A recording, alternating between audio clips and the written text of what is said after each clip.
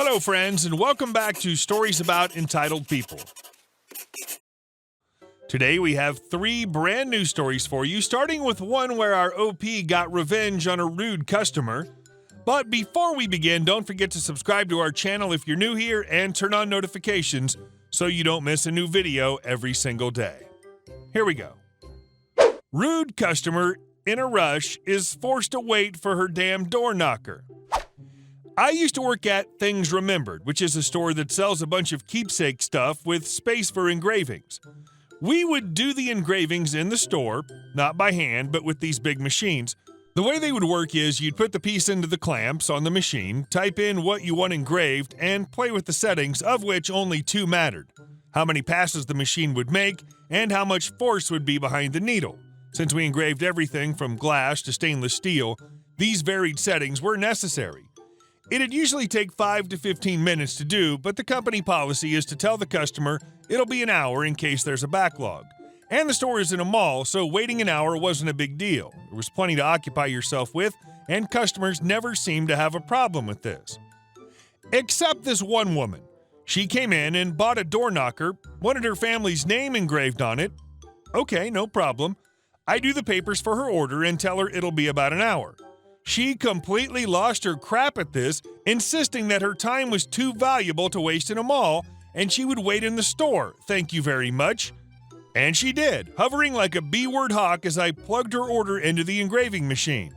So of course I chose to put the needle on the lightest force possible with as many passes as possible, turning what would have been a 5-minute job into, 60 minutes.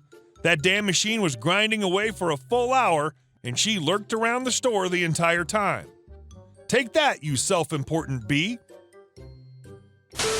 And our second story. Can't celebrate birthday? Fine, I'll find a loophole. So this was way back in my college days. I was renting a room from a sweet old lady for my freshman and sophomore year, but due to some unforeseen circumstances, she had to kick me out. Family member moving back in. So she found her friend, literally next building over, and said she was cool and all. Went in, we talked and agreed on costs, and I moved in next week. We never discussed any house rules except I mentioned to her I expected to be allowed to go out and come back anytime I want, and unrestricted use of bathroom, pretty standard stuff. Turns out Lady from Hell was not that nice. She was widowed, husband died like 25 years ago, so she liked her peace, as she used to say. Fast forward a month or so and my birthday's coming up. I was dating a girl back then, but she never visited, mostly due to my erratic classes and the fact that the apartment was on the outskirts of town, so we usually went out or I was at her place. Now for my birthday, I had everything planned. I bought a effing cake and some soda and invited my girlfriend for a slice. She said okay. Plan was to have my girlfriend, me, and landlady grab a slice, a cup of coffee, then me and girlfriend would go out. No sleepover and no party. Me. So my girlfriend will be around 7. I bought a cake and we can have a chat over some nice coffee. I'd love for you to meet her. Landlady. What? No. Who throws a birthday party in an apartment? Besides, you're not married. No guests allowed. No party, blah, blah, blah. Once you are, do what you want. We didn't get into a shouting contest, but I'm pretty stubborn. Just told my girlfriend to come. IDGAF. So 6 p.m. rolls around and the landlady goes out to do some shopping. My girlfriend comes around 6:45 and I put my plan into action. I had one of those laptop mini desks with a single chair in my room that I bought when I moved in. You know, the one that has literally space for a laptop and nothing else? Apartment was in a 5-story building with around 35 other apartments and I was on the 3rd floor. I take my desk, a cake, and a soda bottle and one chair and take it outside in the hallway/staircase, dead center in front of her apartment. Girlfriend sits, I stand, I slice the effing cake, we're eating, talking, sipping soda. One neighbor walks by, I offer him a slice. Then another. Then a third one. Each one more perplexed than the last. Finally, landlady comes at like 7:30. I wish I was recording her face when she saw us. Her. WTF are you doing outside? Me. Well, you said no visitors and no cake in the apartment, so we're eating here. Want a slice? OMG, you misunderstood me, dear. Come in, please, come in. No need for this. I thought you were going to have a party. I move back in and we go to my room. Needless to say, for the remainder of the time I was renting that room until the end of that year, she was silent when I told her girlfriend was coming and never bothered me again.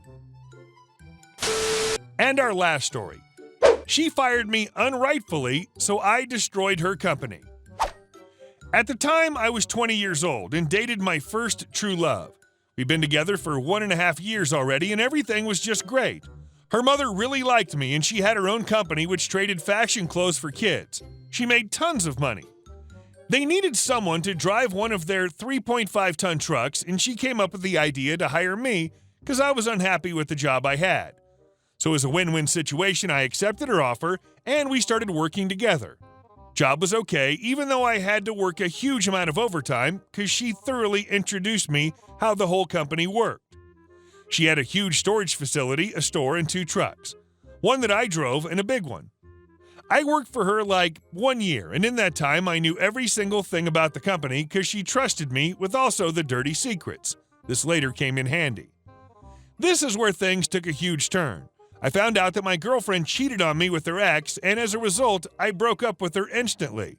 It was an ugly situation, and after it went down, I called her mother and told her what was going on and that I don't want to mix things with business, so I will still be there for work, even though I don't want to see her daughter again.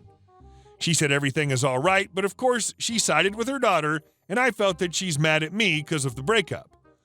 I went to work and acted as a professional should. Took all the drama aside, however, soon after, she singled me out and started looking for mistakes so she can discipline me. This has been going on for months, and I realized she's just waiting for an excuse to fire me, but I wasn't going to give that reason to her that easily. She was PO'd that she couldn't find big mistakes, and the small ones she often just made up were not enough to terminate me. So she came up with a plan. On the truck, we had a power generator which provided a light and a power for a laptop, printer, and so on. It worked in 2 ways, with fuel when we were on the road and with cable in case we were at the storage. But it was not made by a company, they just hired an electrician for that and he made an error, so we had to flip a switch all the time if we used it with a cable connection, otherwise it'd burn down. As I loaded the truck, she convinced a coworker to flip the switch back, and after a few minutes the lights were gone and I noticed something's wrong. It burned out, of course, but I didn't forget the switch because I was loaded the truck for an hour and it only took 5 minutes tops to burn out, so it couldn't be me. She didn't even hear me out, started yelling and fired me on the spot, stating she's going to pay the repairs out of my last salary, so don't expect any money from her. I didn't take that lightly and told her that. I don't think you want to go this way with me, but she refused to listen. It took a few days for me to cool down, but I wanted to give her a last chance. I called her and told her, even though I know what was going on and she did set me up, but if I get my money, I'll call it an end and we don't have to see each other again. She told me to F off, so I came up with a plan. First, because I knew that store she didn't have a bathroom, which was illegal in my country.